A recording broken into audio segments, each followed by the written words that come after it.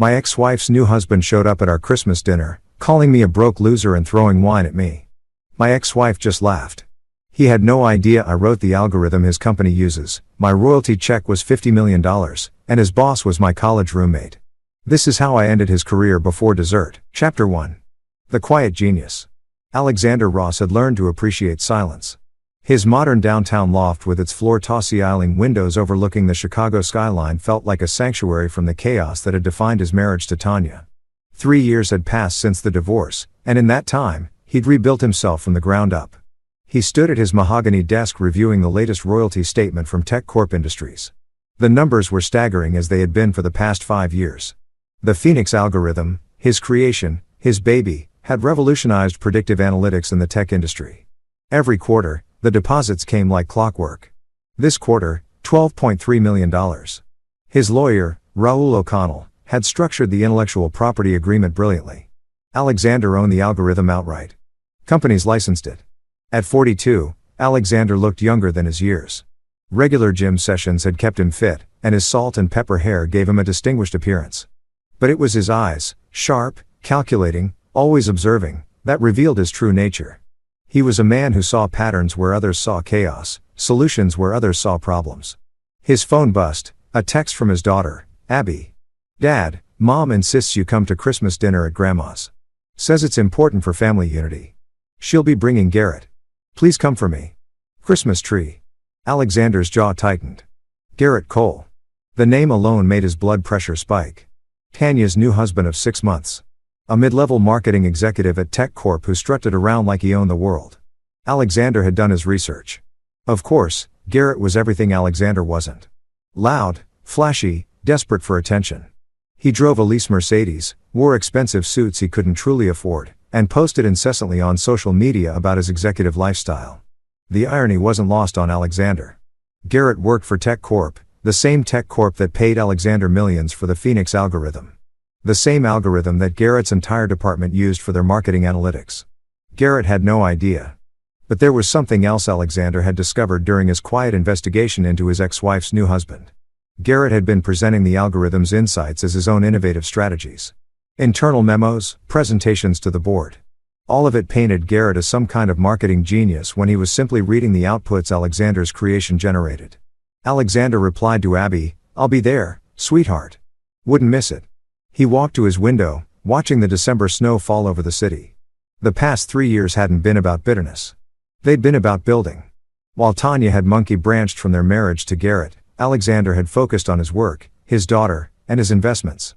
The Phoenix algorithm had made him wealthy beyond measure, but more importantly, it had given him independence. His mind drifted back to MIT, where he'd met Stuart Collins in their sophomore year. They'd been roommates, best friends, coding partners who pulled countless all-nighters fueled by pizza and energy drinks. Stuart had gone the corporate route, climbing the ladder at Tech Corp until he became CEO 5 years ago. Alexander had chosen the freelance path, consulting, creating, owning his work rather than selling his soul to a corporation. Stuart had been the one to license the Phoenix algorithm for Tech Corp, offering Alexander a deal that was almost too generous. $50 million up front, plus 3% of all revenue generated using the algorithm. Stuart knew genius when he saw it. That algorithm had generated over $2 billion for Tech Corp in 5 years. Alexander picked up his phone and dialed, "Alex, to what do I owe the pleasure?" Stuart's warm voice came through. "Just thinking about old times, Stu. How's everything at Tech Corporation? Crazy as always. We're preparing for the Q4 board meeting. The Phoenix algorithm continues to be our golden goose. I keep telling the board, we need to build a statue of you in the lobby." Alexander chuckled. "I'm sure the shareholders would love that. Hey, quick question. Do you know a Garrett Cole in your marketing department?" There was a pause. "Cole? Yeah, he's one of our marketing managers. Why do you ask?" "Just curious. I'll explain later. Listen, any chance you're free for Christmas?" "Actually, the board meeting got moved to the 26th, so I'm stuck in town." "What?" "My ex-wife is hosting Christmas dinner at her mother's place. Bringing her new husband. Thought you might enjoy the entertainment." Stuart laughed. "Tanya's new husband. This I've got to see. Text me the details." After hanging up, Alexander allowed himself a small smile. The pieces were falling into place. Chapter 2. The Gathering Storm. Christmas Eve arrived with fresh snow and bitter cold. Alexander dressed carefully. A charcoal cashmere sweater, dark jeans, and his vintage Rolex, a gift from Stuart when the Tech Corp deal had closed. He looked successful, but not showy, comfortable, but not casual. Abby had texted him throughout the day, clearly anxious about the dinner. At 19, she was home from Northwestern for winter break, studying computer science, much to Alexander's pride and Tanya's confusion. His daughter had inherited his analytical mind and thankfully his temperament. Dad. Garrett's already being insufferable. He's showing everyone his company car and talking about his executive achievements. Mom's eating it up. Grandma looks ready to murder someone. Alexander smiled. Tanya's mother, Mercedes Hooper, had never approved of the divorce. She'd called Tanya a fool for leaving a good man for a peacock. Mercedes was a sharp-tongued woman in her 70s who'd built her own successful catering business and had no patience for pretenders. He arrived at Mercedes's sprawling Victorian home in Evanston at 6 o'clock sharp. The house blazed with Christmas lights and through the windows he could see people moving about. He grabbed the wine he brought, a $500 bottle of Chateau Margaux, not to show off, but because Mercedes appreciated quality, and headed to the door. Abby opened it before he could knock, throwing her arms around him. Thank God you're here. It's been awful. She looked like her mother, but had Alexander's eyes. Observant, intelligent. She wore a simple red dress and had her dark hair pulled back. That bad, Alexander murmured. Worse? Come on. The house was filled with extended family. Mercedes's annual Christmas gathering typically hosted 25 to 30 people. Cousins, aunts, uncles, and friends who become family over the years. The dining room table was already set for a feast. Mercedes spotted him immediately and made her way over elegant in a green velvet dress. Alexander. Finally, someone with sense arrives. She kissed his cheek and took the wine. Chateau Margaux, you spoil me. Only the best for you, Mercedes. Unlike some people who bring grocery store champagne and expect praise, she said pointedly, her eyes flicking toward the living room where Garrett's booming laugh echoed. Alexander followed her gaze and saw him for the first time in person.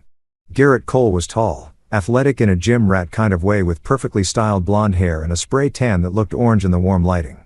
He wore a designer suit that screamed trying too hard and was holding court with several family members, gesturing wildly as he told some story. Tanya stood beside him, laughing at everything he said. She'd changed since the divorce.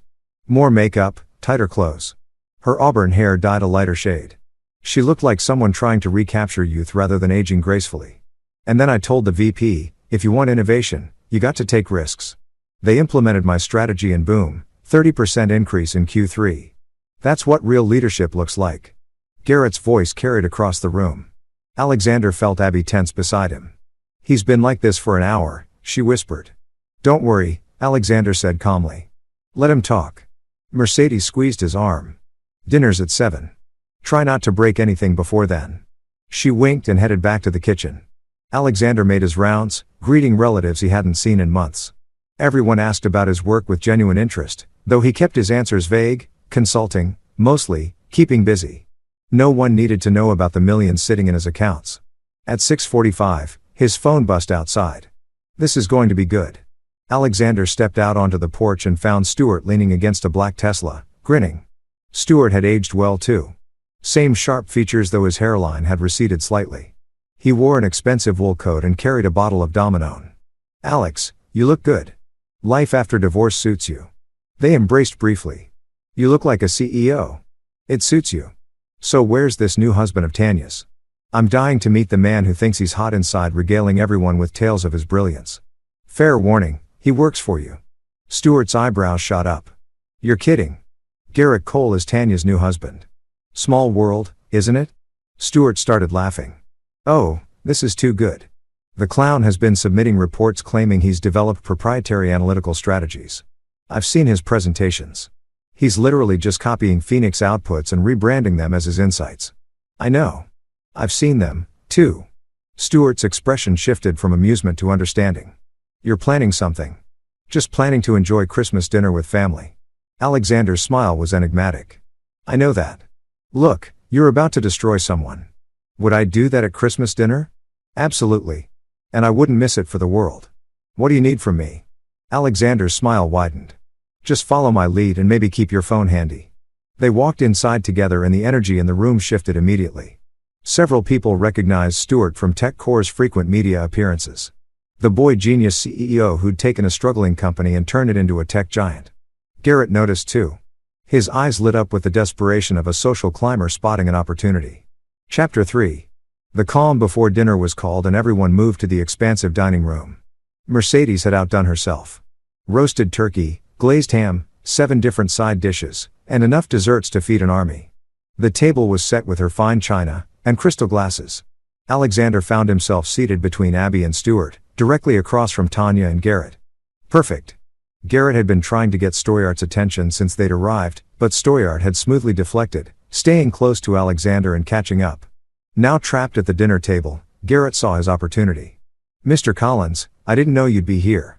I'm Garrett Cole, marketing manager at Tech Corporation. I've been with the company for 3 years. Stuart looked up from his plate, his expression politely neutral. "Garrett? Yes, I've seen your name on some reports." Garrett puffed up like a peacock. "I've been working on some really innovative strategies for our Q4 push. The analytics have been phenomenal. I'd love to discuss them with you sometime. Maybe over golf." "I don't golf," Stoyart said flatly, turning back to his conversation with Alexander. Tanya jumped in, her voice sharp. "Garrett's being modest. He's the one who developed the new marketing framework everyone's talking about. His boss says he's on track for VP. Alexander sipped his wine, saying nothing. Abby kicked him gently under the table. A warning or encouragement, he wasn't sure which. Garrett's attention shifted to Alexander for the first time. "Alex, right? Tanya's mentioned you. You do computers or something?" "Something like that." Alexander replied evenly. "It's a tough field. Lots of competition. I imagine you're scrambling for clients, especially in this economy." Garrett's tone was dripping with condescension. Several people at the table shifted uncomfortably. Mercedes' fork stopped halfway to her mouth. "I manage," Alexander said. Tanya laughed. "A brittle mean sound. Alex does freelance consulting. He worked from home. It's very flexible." The implication was clear. Alexander was struggling while Garrett was thriving. Garrett leaned back, warming to his audience. "You know what, Alex? I can maybe put in a good word for you at Tech Corporation. We're always looking for junior developers. The pay isn't great to start, but it's steady. Better than chasing contracts." The table went silent. Mercedes looked ready to intervene, but Alexander caught her eye and gave a subtle shake of his head. "That's generous, Garrett. But I'm quite happy with my current arrangement." "Pride's a dangerous thing, buddy. You've got to be realistic. I mean, what are you really making from freelancing? 40-50 grand a year? Meanwhile, Tech Corp just gave me a year-end bonus that could buy a car." Garrett smirked. Stuart coughed into his wine. Alexander could see him fighting laughter. Abby spoke up, her voice cold. "Dad's doing just fine, Garrett. Maybe we should talk about something else. I'm just trying to help, sweetie. Your dad's too proud to admit he's struggling. I see it all the time. Guys his age who can't adapt to the changing tech landscape. They get left behind." Tanya placed her hand on Garrett's arm. "Garrett's right. Alexander, you should really consider it. Stable income benefits. Maybe you could finally upgrade from that tiny loft." Alexander's loft was 3,000 square feet of prime downtown real estate worth $2.5 million, but he didn't correct her. Mercedes had heard enough. "Perhaps we should." Garrett interrupted her. No, it's fine. I'm just being honest. Alex seems like a nice enough guy, just stuck in the past. The world's moved on. You need to be aggressive, innovative. That's why I'm succeeding at Tech Corp. I don't just follow orders. I create solutions. I'm a thought leader." Stuart's jaw twitched. Alexander placed a subtle hand on his arm. "A thought leader?" Alexander repeated. "Interesting. Tell me, Garrett, what's your biggest innovation at Tech Corp?" Garrett's chest puffed up again. "The Phoenix implementation strategy. I developed a framework for utilizing advanced predictive analytics to optimize marketing spend across 17 different channels simultaneously. Increased ROI by 32%. The board was blown away. My VP said it was the most innovative approach he'd seen in 15 years. Stuart was gripping his wine glass so hard Alexander thought it might shatter. "The Phoenix implementation strategy," Alexander said slowly. "Catchy name. I'm good with branding. It's about understanding the technology and making it work for you. Most people just see numbers. I see opportunities. And this technology you're using, where did it come from?" Garrett waved his hand dismissively. "Some external contractor developed the base algorithm years ago. But the real genius isn't how you apply it. That's where I come in. The contractor just wrote code. I turned it into a business strategy. Some contractor, Alexander murmured. Tanya jumped back in, sensing an opportunity to twist the knife. See, Alexander, this is what success looks like. Garrett's going places. He's already being considered for regional director. We just bought a house in Lincoln Park. 4 bedrooms, completely renovated. Congratulations, Alexander said genuinely. I'm sure you'll be very happy there. His calm response seemed to irritate Tanya. She'd expected hurt or jealousy. Garrett, emboldened by wine and ego, pressed on. You know what, Alex? I feel bad for you sitting here watching your ex-wife thrive with a real man, knowing you couldn't provide for her the way I can. I've got to sting. The table erupted in uncomfortable murmurs. Abby stood up. That's enough, Garrett. Sit down. Abigail. Tanya snapped. Garrett's just being honest. Mercedes stood as well. In my house, we treat guests with respect. Garrett stood, swaying slightly.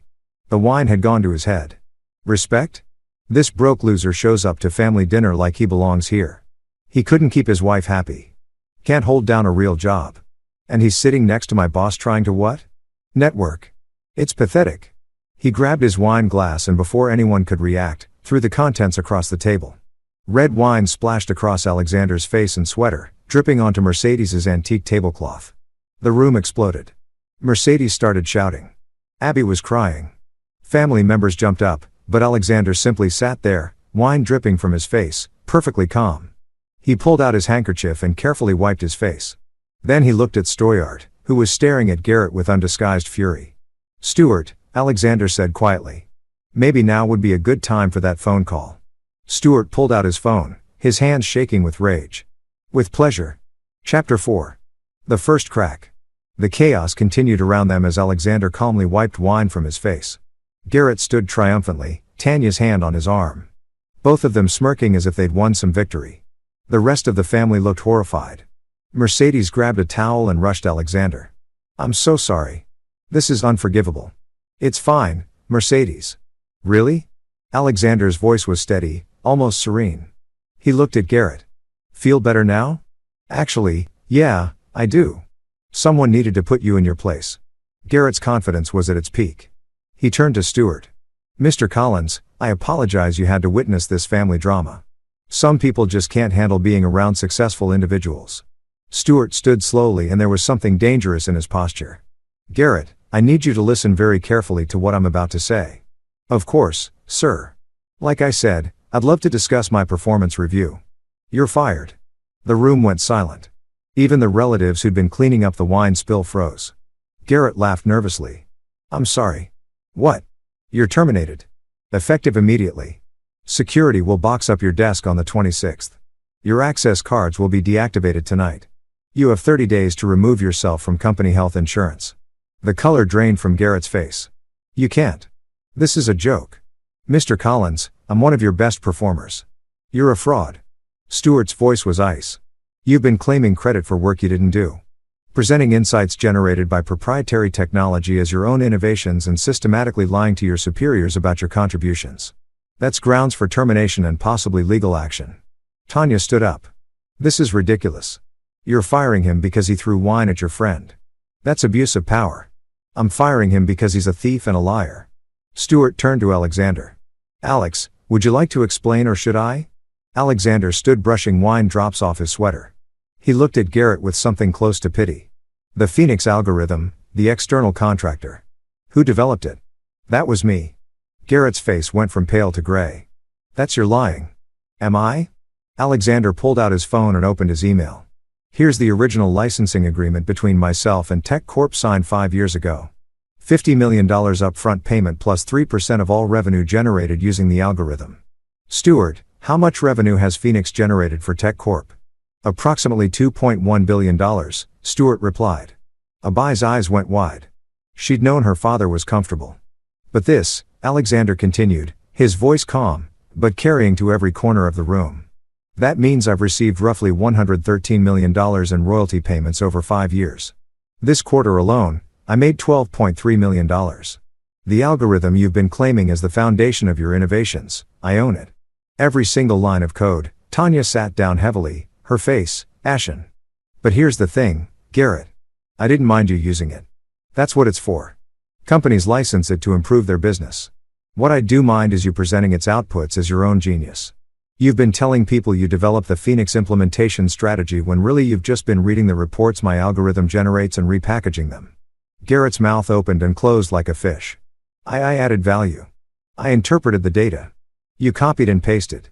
Stuart interjected. I pulled your reports this afternoon after Alex called me. 87% of your innovative strategies are word for word from Phoenix outputs. You've been committing intellectual property fraud. Everyone uses the algorithm. Garrett's voice was desperate now, looking around the table for support and finding none. Everyone uses it and credits it properly. Stuart said, they don't claim they invented the insights. You presented yourself to the board as the creator of novel methodologies. You've been lying to collect bonuses and promotions based on someone else's work. Alexander's phone buzzed. He glanced at it and smiled slightly. Ah, here we go.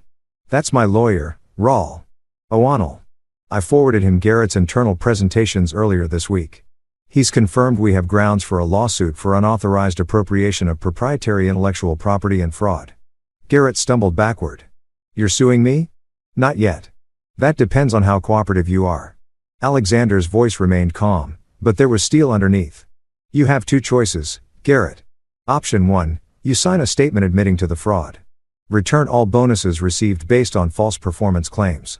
I believe it's roughly $85,000 over the past 18 months and agreeing never to work in tech analytics again. You do this quietly and we don't pursue legal action. Or Garrett's voice was barely a whisper, or we go to court. I have documentation of every instance where you claimed credit for Phoenix-generated insights. I have emails where you explicitly told colleagues you developed these strategies yourself. I have internal memos where you pitch yourself for promotion based on innovations that were actually my algorithm's outputs. In court, this becomes public record. Your name gets attached to fraud. You become unhireable in any professional capacity, Stoyard added. And Tech Corp will pursue its own legal action for the bonuses paid under false pretenses. We take intellectual property very seriously. Garrett looked at Tanya desperately.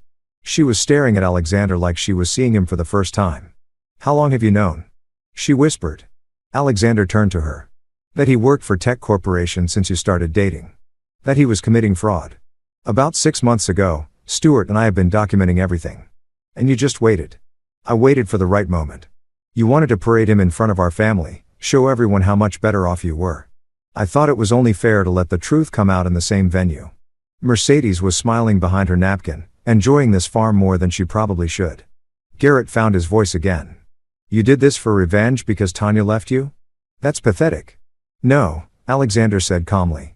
I did this because you threw wine in my face and called me a broke loser in front of my daughter and family. The revenge was already planned. That just determined the timing. He looked around the table at the stunned faces. For 3 years, I've watched Tanya post on social media about her successful new life with her executive husband. I've listened to Abby tell me stories about Garrett's arrogance and condescension. I've seen the way you both looked down on me, pitted me, assumed I was struggling, and I said nothing because I didn't care. My success doesn't require an audience. But tonight, you made it personal. You humiliated me in front of people I care about. So, yes, Garrett, I planned this. I've been planning it for months, and it's not over yet. Chapter 5. The depths revealed. The room remained frozen. Everyone processing what they just witnessed. Garrett stood there, his expensive suit now looking like a costume, his carefully crafted image crumbling. Tanya finally found her voice. You've been rich this whole time. While I was struggling with a mortgage, asking you for help with Abi's tuition, you were sitting on millions.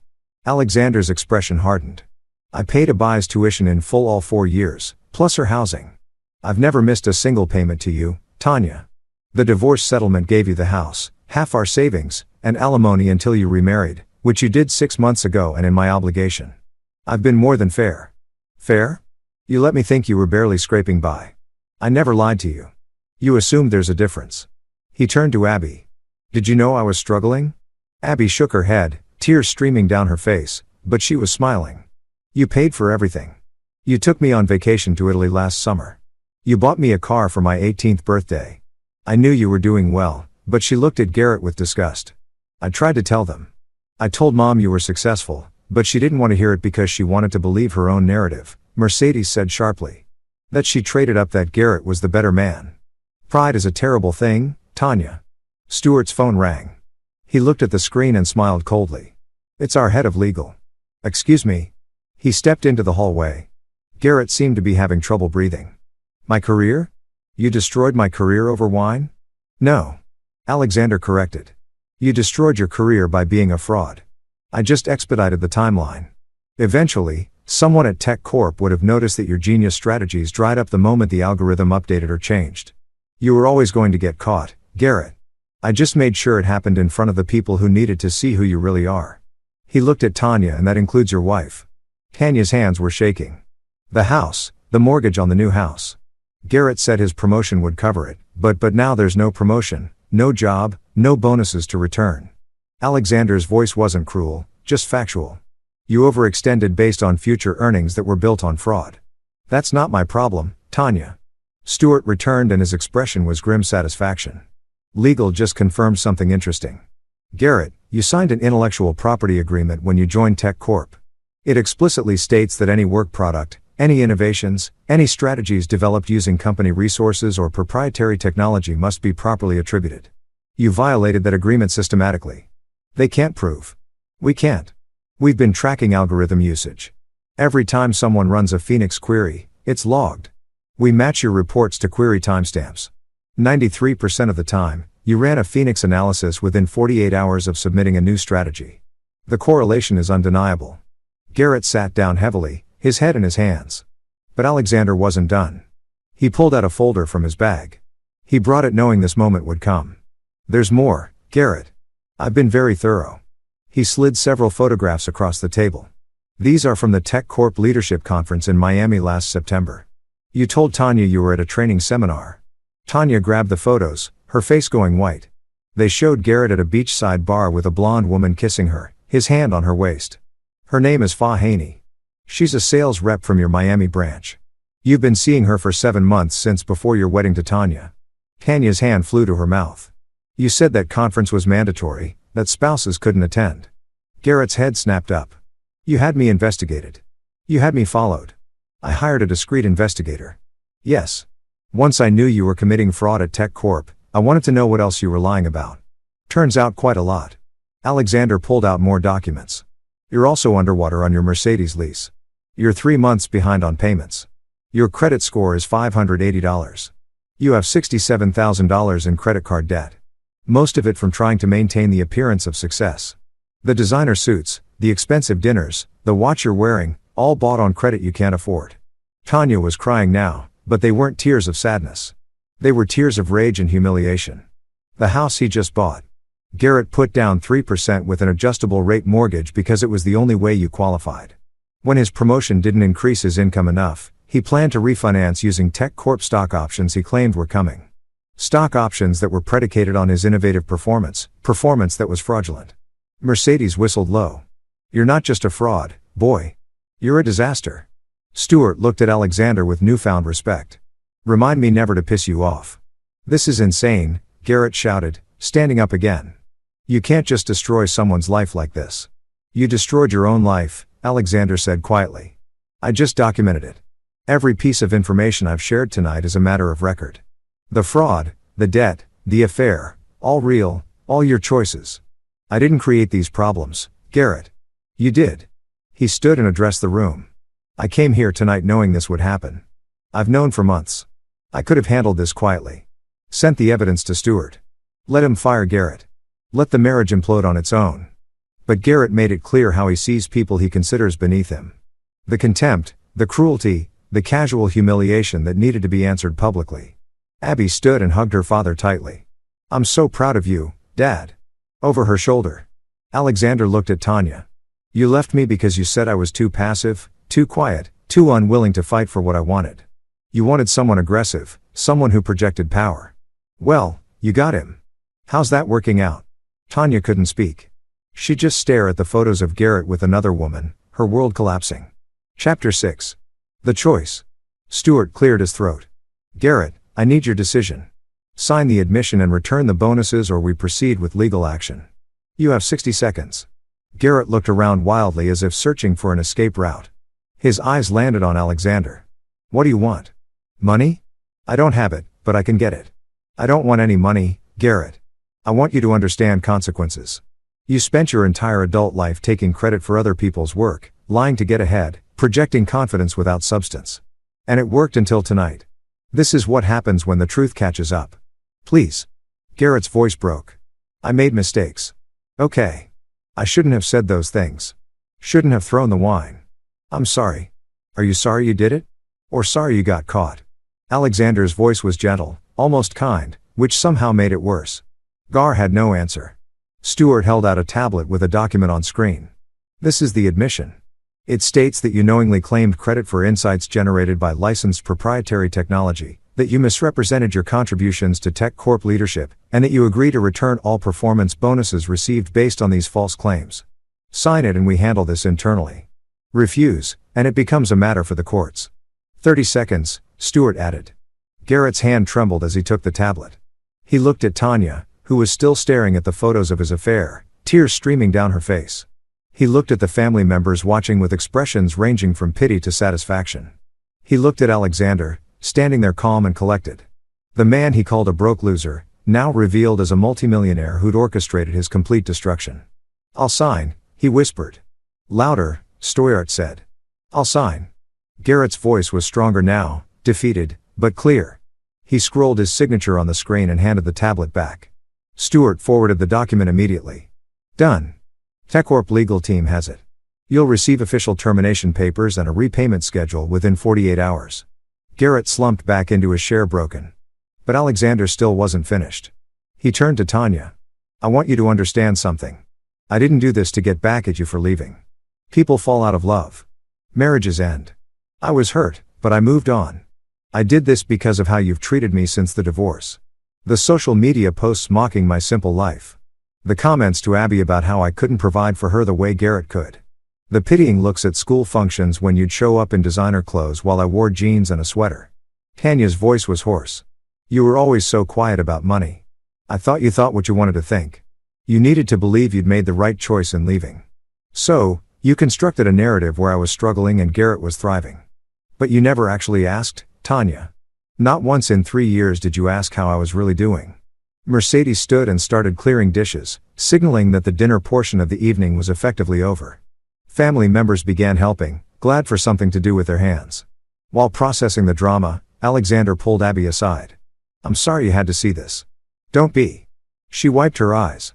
I'm glad it happened. Garrett's been horrible to you for months, and Mom just encouraged it. They both needed to see that their actions have consequences. You're wise beyond your years. I learned from the best. She hugged him again. Dad, why didn't you ever tell me about the algorithm money? Because I wanted you to understand the value of education and hard work on its own merits, not because of what it might earn you. Money is a tool, Abby, not an identity. Garrett made money his identity, and look what happened when it was taken away. He collapsed. I wanted you to build yourself on something more solid. Stuart joined them. That was the most savage thing I've ever witnessed, and I've been in hostile boardroom takeovers. Remind me to send you a fruit basket. Alexander smiled. It wasn't about being savage. It was about being thorough. Is there anything else? Stuart asked. Any other revelations coming? One more thing, Alexander said, looking toward the living room where Garrett and Tanya were having a hushed, furious argument. But that's between them now. My work here is done. Chapter 7. The Reckoning. The argument between Garrett and Tanya had moved to Mercedes's front porch. Their raised voices carrying through the cold December air. Through the window, Alexander could see them.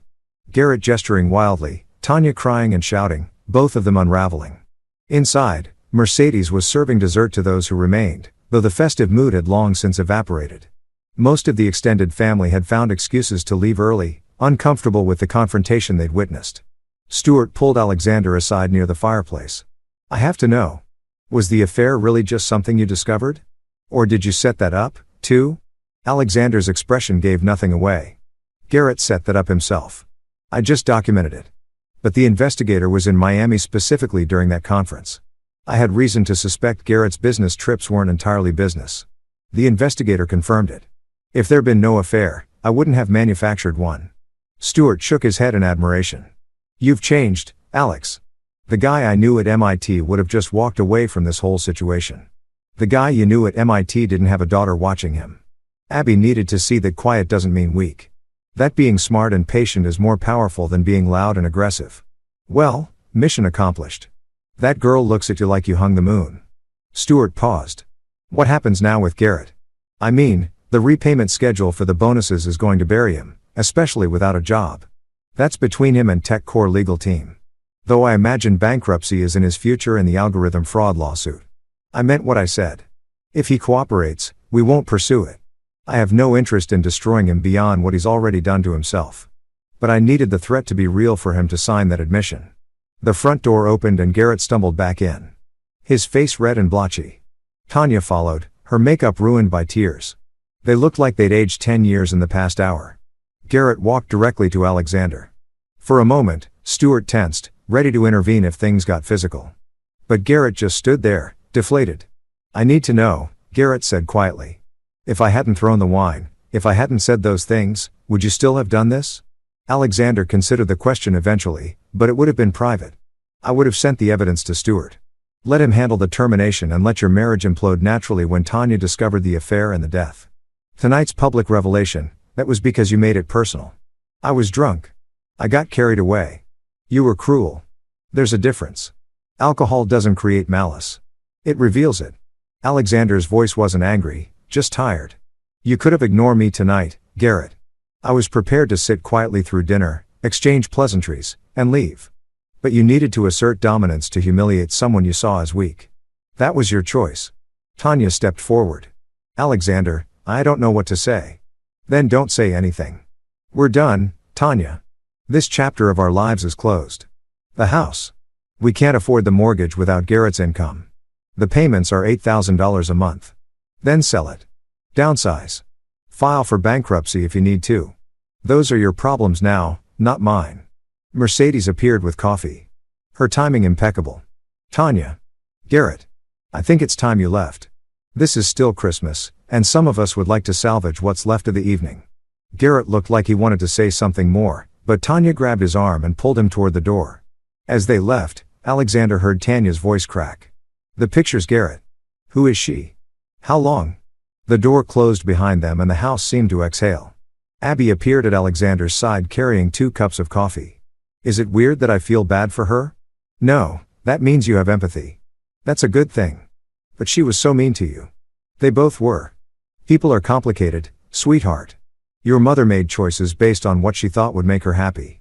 She was wrong, but that doesn't mean she deserves to suffer forever. Natural consequences are enough. Mercedes sat down across from them. Stuart joining her. Alexander, that was the most dramatic Christmas dinner I've hosted in 47 years. I'm not sure whether to thank you or ban you from future gatherings. I'll accept either, Alexander said with a slight smile. What really gets me, Mercedes continued, is that you've been quietly successful all this time, never bragging, never correcting Tanya's assumptions. Why? Because my success isn't defined by other people's perception of it. I know what I've built, what I've accomplished. I don't need validation from anyone, especially not from people who chose to leave my life. Stuart raised his coffee cup to Alexander Ross, the quietest badass I've ever known. They toasted with coffee cups while snow continued to fall outside. Chapter 8, The Fallout. The week between Christmas and New Year's was a blur of consequences for Garrett and Tanya that Alexander watched from comfortable distance. He didn't actively pursue updates, but information found its way to him regardless. On December 27th, Abby called him. Dad, Mom's moving out of the new house. They listed it for sale yesterday. She's devastated. How are you handling all of this? Honestly, I'm relieved. Garrett was always terrible to her, too. She just couldn't see it. He controlled everything. What she wore, who she talked to, where she spent money. Now that the facade is gone, maybe she'll remember who she used to be. That's a mature perspective. I learned from the best. Abby paused. Dad, can I ask you something? The algorithm. How did you create it? Alexander smiled. He'd been wondering when she'd asked. It's complex, but the core concept is pattern recognition across seemingly unrelated datasets. Most analytics tools look at historical data linearly. Phoenix looks at it dimensionally. It identifies patterns that humans miss because we can't process information in that many dimensions simultaneously. Could you teach me? You want to learn algorithm development?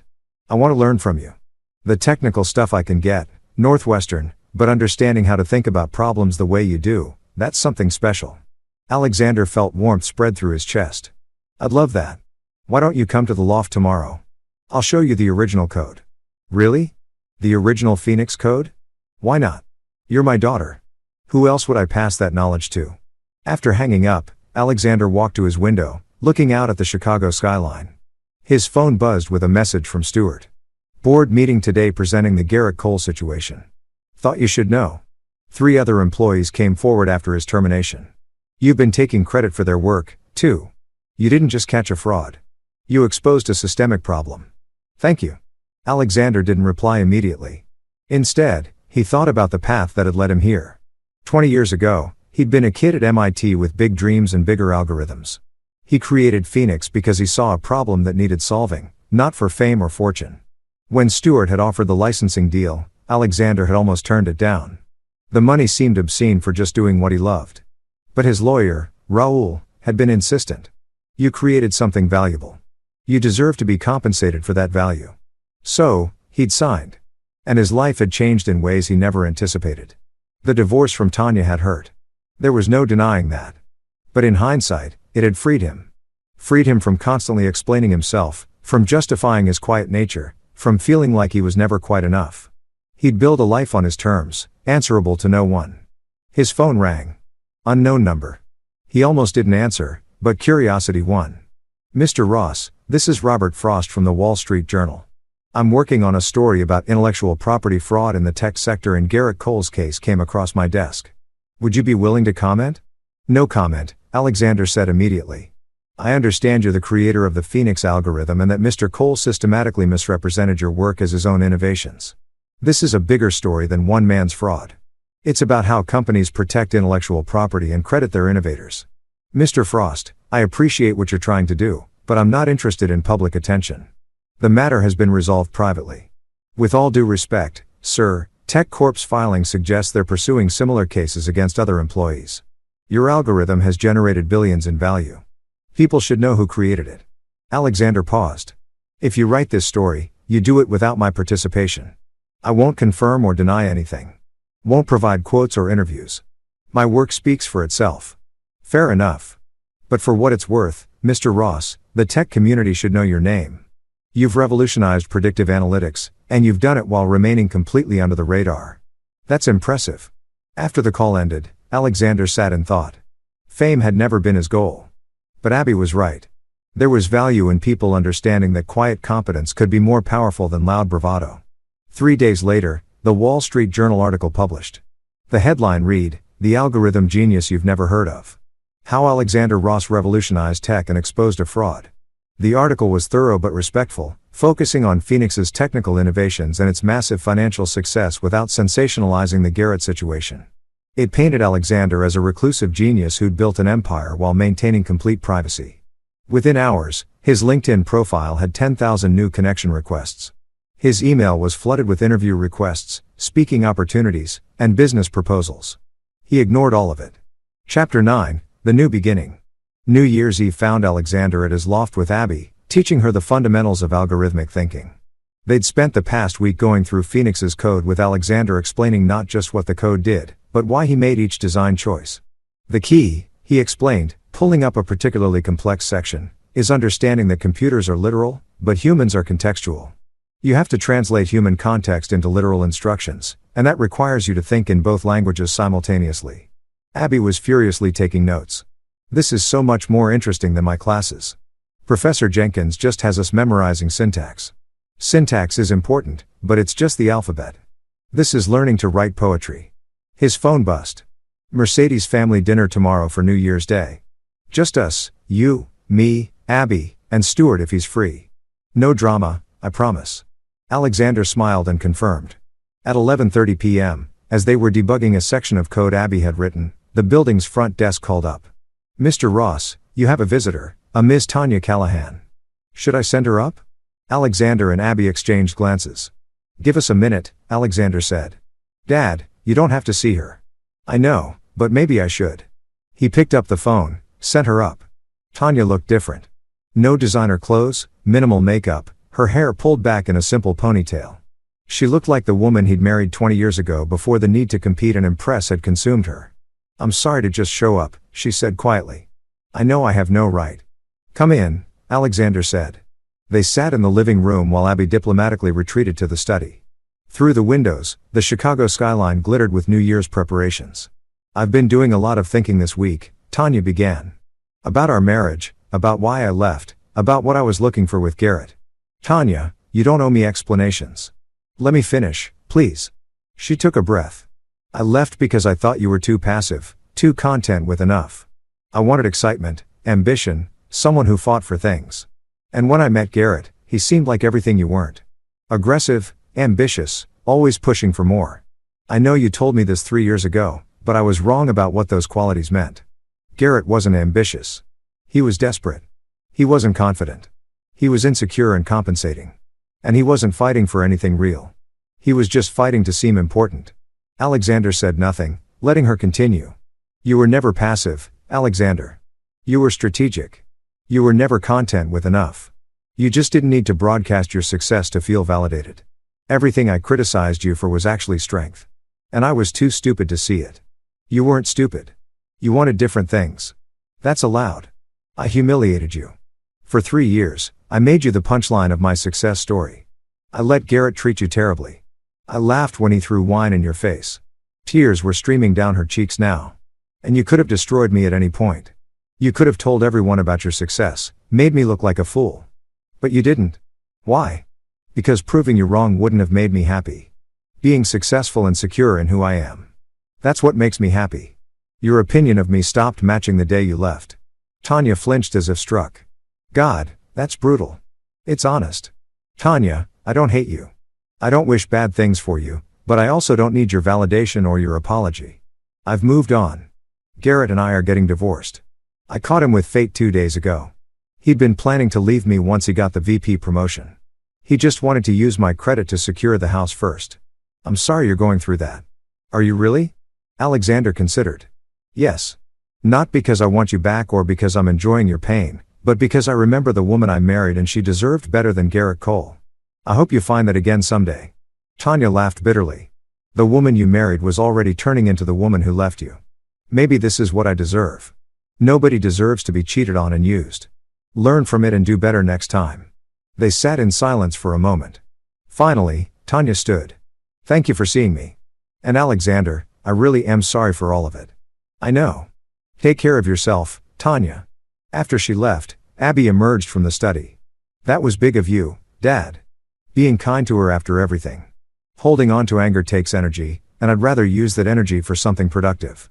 Besides, I have everything I need right here. My work, my daughter, my peace of mind. Why would I waste time on bitterness? At midnight, they watched fireworks explode over the city, ringing in the new year. Alexander's phone lit up with messages. Stoyart, Happy New Year to the smartest person I know. Don't ever change, Mercedes. To new beginnings and old victories. See you tomorrow, Raul. 3 new licensing inquiries for Phoenix. We're going to have a very profitable year. Happy New Year, Alex. Abby raised her glass of sparkling cider. To my dad, the badass who taught me that real power doesn't need to be loud. Alexander clinked his glass against hers. To being true to yourself, no matter what anyone else thinks. As fireworks continued to light up the sky, Alexander reflected on the journey that had brought him here. He'd built an algorithm that changed an industry, amassed a fortune that gave him freedom, and navigated betrayal with dignity and strategic precision. But more than any of that, he taught his daughter that success isn't measured by others' opinions. It's measured by your own integrity and peace of mind. Garrett Cole had tried to humiliate him at a Christmas dinner to make him feel small in front of his family. Instead, he'd triggered his own complete destruction while Alexander remained standing unshaken, stronger than ever. The algorithm of revenge, Alexander thought, wasn't about destruction. It was about revelation. He hadn't destroyed Garrett. He'd simply revealed who Garrett truly was and let natural consequences do the rest. That was the beauty of real power. It didn't need to be cruel or vindictive. It just needed to be patient and precise.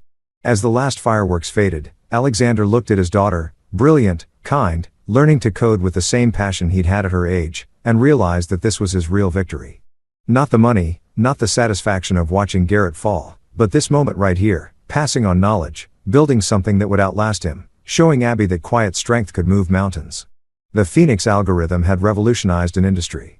But the greatest algorithm Alexander Ross had ever created was the one for living well. Stay true to yourself. Build on solid foundations. Let your work speak for itself and remember that revenge is best served with patience and precision. In the window's reflection, he caught sight of himself. Successful, content, at peace. Garrett had called him a broke loser. Tanya had pitted him. They'd both been so wrong. It was almost funny.